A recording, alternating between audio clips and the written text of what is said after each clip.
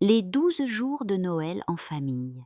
Décembre était arrivé, et avec lui l'excitation de Noël qui s'installait dans le cœur de la petite famille. La maman, toujours souriante et pleine d'idées, voulait faire de cette période une aventure magique, mais aussi une leçon de vie pour ses enfants. Le but ? Leur montrer que la joie ne dépend pas de l'argent dépensé, mais des moments précieux passés ensemble. Le papa, bien qu'épuisé par son travail, était prêt à participer autant que possible. Et les enfants, Émilie, 8 ans, et Lucas, 5 ans, attendaient avec impatience ce que leur maman avait préparé. C'est ainsi qu'ils débutèrent les 12 jours de Noël, une série d'activités quotidiennes qui allaient les rapprocher et leur faire vivre la véritable magie des fêtes. Jour 1. La lettre au Père Noël. La maman installa une petite table dans le salon, décorée de bougies et de rubans, et invita Émilie et Lucas à écrire leur lettre au Père Noël. « Mais cette année, on va faire différemment », annonça-t-elle avec un clin d'œil. Elle leur demanda d'écrire non seulement ce qu'ils souhaitaient recevoir, mais aussi ce qu'ils voulaient offrir ou faire pour les autres. Émilie, mature pour son âge, écrivit qu'elle voulait aider maman à préparer un dessert pour leur voisin âgé, Monsieur Dubois. Lucas, quant à lui, demanda une voiture rouge qui va vite, mais ajouta, sous l'encouragement de sa sœur, « Je veux faire un dessin pour papa parce qu'il travaille beaucoup. » Ils glissèrent leurs lettres dans une grande enveloppe rouge que leur maman leur promit d'envoyer directement au pôle Nord. Jour 2. La chasse au trésor de Noël. La maman avait préparé une chasse au trésor dans la maison. Elle avait caché des objets liés à Noël. Des boules de sapin, des petits chocolats et même une lettre contenant un message spécial. Les indices menaient les enfants d'un endroit à un autre. Ils trouvèrent finalement un petit carton rempli de photos de Noël passé. Ensemble, ils s'assirent pour regarder ces souvenirs. « Regarde, Lucas, c'est toi quand tu étais bébé, avec ton bonnet de Père Noël », s'exclama Émilie en riant. Ce moment renforça leur sentiment d'appartenance et leur rappela que la magie de Noël résidait dans les souvenirs et les moments partagés. Jour 3. Le goûter fait maison. La maman sortit son vieux livre de recettes et proposa aux enfants de faire des sablés de Noël. « Émilie, tu seras mon assistante principale. Lucas, toi, tu es le chef décorateur. » Ensemble, ils pétrirent la pâte, découpèrent des étoiles et des sapins et les décorèrent avec du glaçage et des perles colorées. Le papa, en rentrant ce soir-là, fut accueilli par une assiette de sablé et un grand verre de lait chaud. « Vous avez fait ça pour moi ?» demanda-t-il, ému. « Oui, pour te remercier de travailler si fort pour nous, » répondit Émilie avec un sourire éclatant. Jour 4.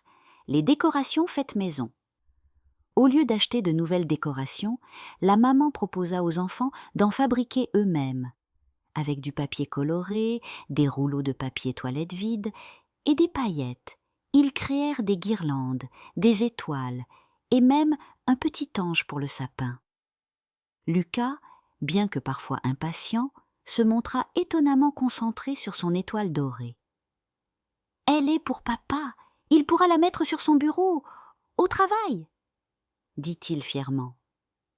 Leur salon, rempli de leurs créations, devint un espace unique et chaleureux. Jour 5. Le cinéma à la maison. Le soir venu, la maman transforma leur salon en salle de cinéma. Elle fabriqua des billets en carton et prépara des petits sachets de pop-corn. « Ce soir, on regarde Le Pôle Express », annonça-t-elle. Les enfants, emmitouflés dans des couvertures, regardèrent le film avec des étoiles dans les yeux. Le papa, assis avec eux malgré sa fatigue, ne put s'empêcher de sourire en voyant Lucas s'exclamer « Moi aussi, je veux monter dans le train du Père Noël ». Jour 6. Le marché improvisé. Le lendemain, la maman mit en place un marché de Noël à la maison. Chaque membre de la famille devait apporter un objet qu'il n'utilisait plus pour l'échanger. Émilie offrit une vieille poupée qu'elle n'utilisait plus. Lucas choisit un petit camion. En échange, ils reçurent des petits bons qu'ils pouvaient utiliser pour demander des câlins, des histoires ou des moments spéciaux avec leurs parents. Cela leur apprit à donner de la valeur aux choses simples et aux moments passés ensemble. Jour 7, la journée du remerciement. La maman encouragea les enfants à réfléchir à des moyens de remercier les personnes importantes de leur vie. Émilie et Lucas passèrent l'après-midi à dessiner et écrire des cartes pour leur papa, leurs grands-parents et même leur institutrice. Le soir, Émilie tendit une carte à son père. « Merci de nous aimer et de travailler pour nous. On est très fiers de toi. » Le papa, touché, serra ses enfants dans ses bras avec émotion. Et jour 8, la balade aux lumières. Toute la famille se rendit au centre-ville pour admirer les décorations de Noël. Lucas, émerveillé par les guirlandes lumineuses, s'exclama « On dirait que les étoiles sont descendues sur terre !»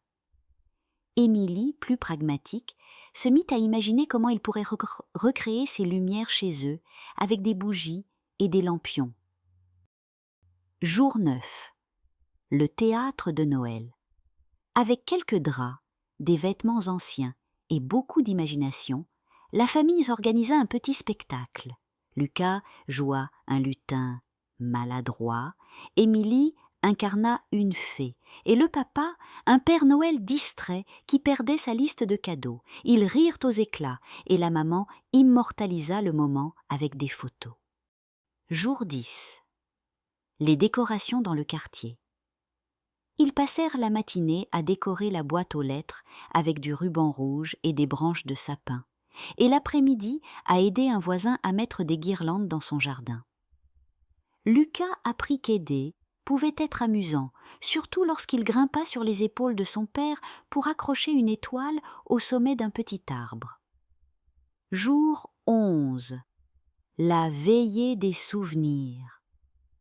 La maman sortit une grande boîte remplie de décorations anciennes et d'objets significatifs. « Chaque objet ici a une histoire, dit-elle.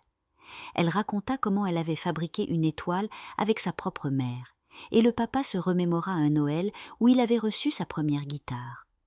Les enfants écoutèrent, captivés, et promirent de transmettre ces souvenirs à leurs propres enfants un jour.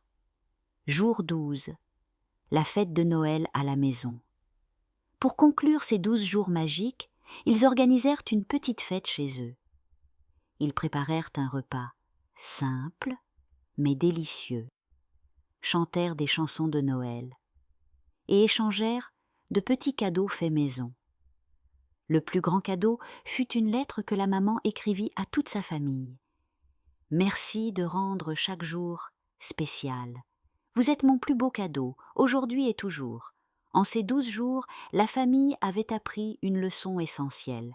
La magie de Noël ne se trouve pas dans les objets coûteux ou les cadeaux, mais dans l'amour, la gratitude et les moments partagés. Noël n'était pas juste une fête, mais un état d'esprit, un moment pour se rappeler ce qui compte vraiment, la famille, la joie et la simplicité des petites choses. Et cette année-là, au-delà des sapins et des lumières, la petite famille avait trouvé un trésor inestimable, l'amour qu'ils partageaient. Bonne nuit, mes petits rêveurs.